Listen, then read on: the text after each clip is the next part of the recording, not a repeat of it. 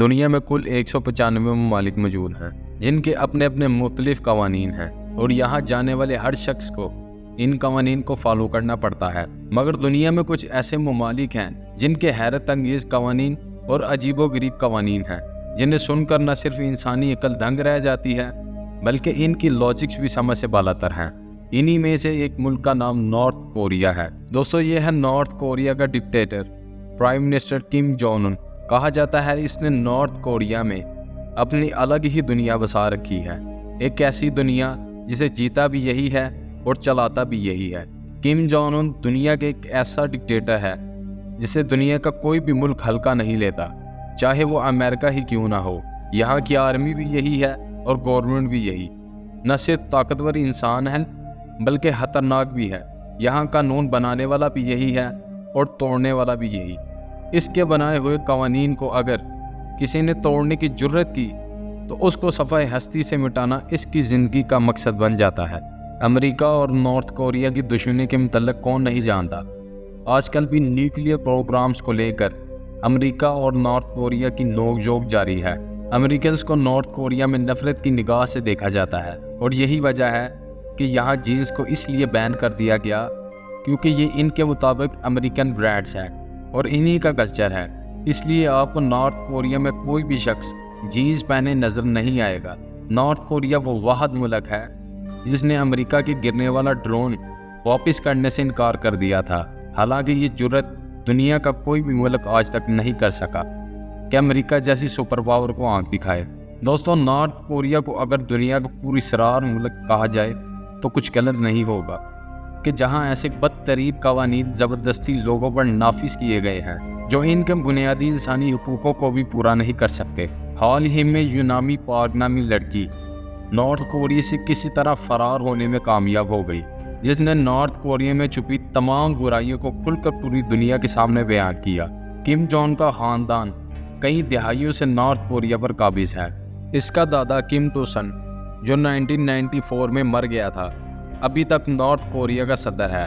اس کی باڈی ایک شیشے کے تابوت میں موجود ہے جسے ایک میوزیم میں رکھا گیا ہے۔ کم جونگ ان کا باپ کم جونگ il 2011 میں مرا تھا۔ اس کی موت پر تمام نارتھ کوریا کے لوگوں کا رونا فرض قرار دے دیا گیا اور زبردستی نہ رونے پر سخت سزا یا قید بامشقت مل سکتی تھی۔ نارتھ کوریا میں اس کی موت کے روز کسی بھی شخص کو اپنی کوئی سالگرہ یا کوئی خوشی منانے کی اجازت بالکل نہیں ہے۔ کم جونگ il کو نارتھ کوریا کا بانی بھی کہا جاتا ہے اور یہ ملک آج بھی اسی کے بنائے گئے قوانین پر چل رہا ہے۔ دوستوں، بظاہر نارتھ کوریا میں بھی ڈیموکریسی ہے مگر صرف نام کی، کیونکہ وہاں کم جونگ کے خاندان کے علاوہ کوئی بھی حکمران بننے کا سوچ نہیں سکتا۔ اگر الیکشن میں کوئی ان کے خلاف ووٹ ڈالنا بھی چاہے تو انہیں ایک الگ بوتھ میں لے جا کر سوال کیے جاتے ہیں۔ انہیں سخت ٹارچر کیا جاتا ہے تاکہ وہ کسی طرح اپنا ارادہ بدل لیں، اور ظاہر ہے کہ یہ ڈیموکریسی دنیا کو دکھانے کے لیے ہے، اور یہی وجہ ہے کہ کم جونگ آخری دفعہ 100% ووٹ لے کر انتخابات میں کامیاب ہوا تھا۔ نارتھ کوریا کے لوگ ایک طرح سے بند قید میں جی رہے ہیں۔ انہیں یہ تک نہیں پتا کہ ان کے ملک سے باہر دنیا میں کیا ہو رہا ہے۔ جیسے ہمیں اپنے ملک پاکستان میں مختلف ٹی وی چینلز پر رسائی آسانی سے دستیاب ہے اور ہم جیسے چاہیں انہیں بدل سکتے ہیں، لیکن نارتھ کوریا میں ایسا کچھ نہیں ہے۔ وہاں صرف 3 ٹی وی چینلز ہی موجود ہیں جنہیں گورنمنٹ چلاتی ہے، اور صرف وہی کچھ دکھاتی ہے جو ان کی مرضی کا ہو، پھر چاہے وہ سچ ہو یا جھوٹ، اس سے کوئی فرق نہیں پڑتا۔ ان ٹی وی چینلز پر ہر وقت ان کے سپریم لیڈر کم جونگ کے بارے میں ہی باتیں ہوتی رہتی ہیں۔ 2010 کے فٹ بال ورلڈ کپ میں نارتھ کوریا کی ٹیم نے بھی حصہ لیا اور یہ 32ویں نمبر پر آئی، مگر نارتھ کوریا نے اپنی عوام کو بتایا کہ وہ ورلڈ کپ جیت چکے ہیں، اور لوگوں نے مان بھی لیا کیونکہ وہ باہر کی دنیا سے بالکل رابطے میں نہیں ہیں۔ نارتھ کوریا میں انٹرنیٹ عام لوگوں کے استعمال میں بالکل نہیں ہے، اور اسے استعمال کرنے کے لیے خاص طور پر حکومت سے اجازت لینا پڑتی ہے۔ جو چند لوگ یہاں انٹرنیٹ استعمال کرنا جانتے ہیں، ان پر سخت نظر رکھی جاتی ہے کہ وہ کیا کچھ دیکھ رہے ہیں۔ ان کے کمپیوٹرز کا ایک الگ ہی آپریٹنگ سسٹم ہے۔ دوستوں، نارتھ کوریا میں 2000 خوبصورت لڑکیوں کو ایک اسپیشل فورس جسے پلیئر اسکواڈ کہتے ہیں، اس میں ان کی ہائرنگ اس لیے کی جاتی ہے تاکہ وہ ٹاپ کے بڑے بڑے آفیشیل انٹرٹینمنٹ اور سیکشول سروسز فراہم کر سکیں۔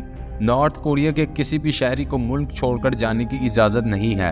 अगर कुछ खास लोगों को इजाज़त मिल भी जाए तो वो सिर्फ चंद ममालिक तक ही महदूद होती है, ताकि यहाँ से जाने वाला कोई भी शख्स नॉर्थ कोरिया के मुतल्लिक जासूसी ना कर सके। दोस्तों, नॉर्थ कोरिया में आप अपनी मर्जी के बाल भी नहीं रख सकते। यहाँ सिर्फ 28 हेयर स्टाइल ऐसे हैं जो गवर्नमेंट की तरफ से अप्रूव करदा हैं। इन 28 हेयर स्टाइल के अलावा कोई भी शख्स अपनी मर्जी का कोई भी हेयर स्टाइल नहीं बनवा सकता, और ऐसा ना करने पर सख्त सज़ा दी जाती है।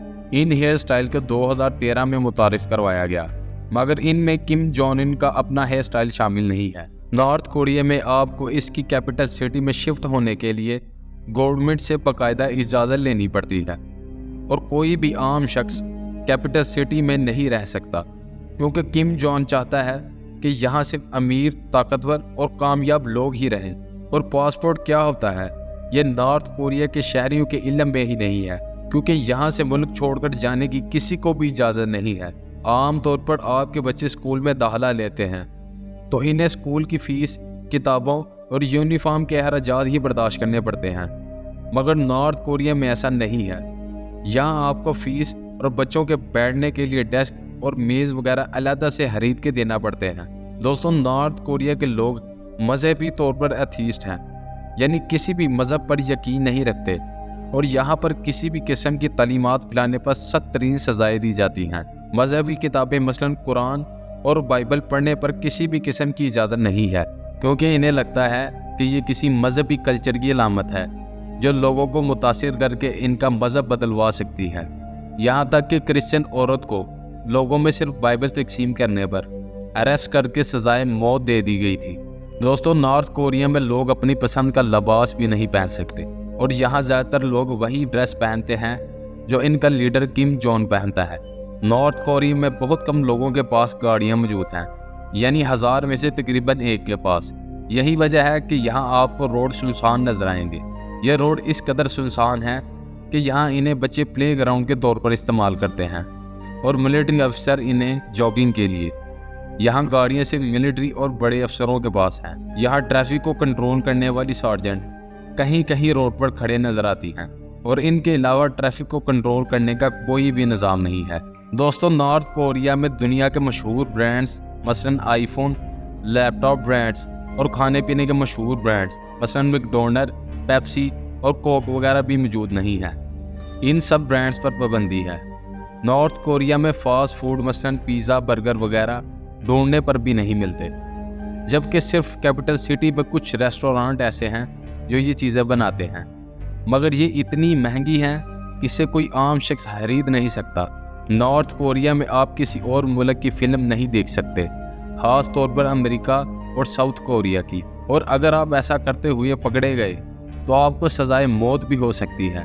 आपको नॉर्थ कोरिया में किस किस्म के गाने सुनने हैं ये भी हुकूमत ही डिसाइड करती है, और अगर आप एक टूरिस्ट के तौर पर नॉर्थ कोरिया में जाना चाहते हैं, आपके म्यूज़िक, फ़िल्म और तमाम किताबों समेत हर एक चीज़ की जांच पड़ताल की जाती है। आपका मोबाइल फ़ोन एयरपोर्ट पर ही ले लिया जाता है, और वीज़ा ख़त्म होने के बाद एयरपोर्ट पर वापस कर दिया जाता है। नॉर्थ कोरिया के शहरियों को किसी टूरिस्ट से बात करने पर बहुत सख्त पाबंदी है। दोस्तों, आप नॉर्थ कोरिया की हुकूमत की इजाज़त के बगैर मुल्क से बाहर कॉल भी नहीं मिला सकते। इसकी खिलाफ वर्जी करने पर कई लोगों को गोलियां मारकर कत्ल भी किया गया है।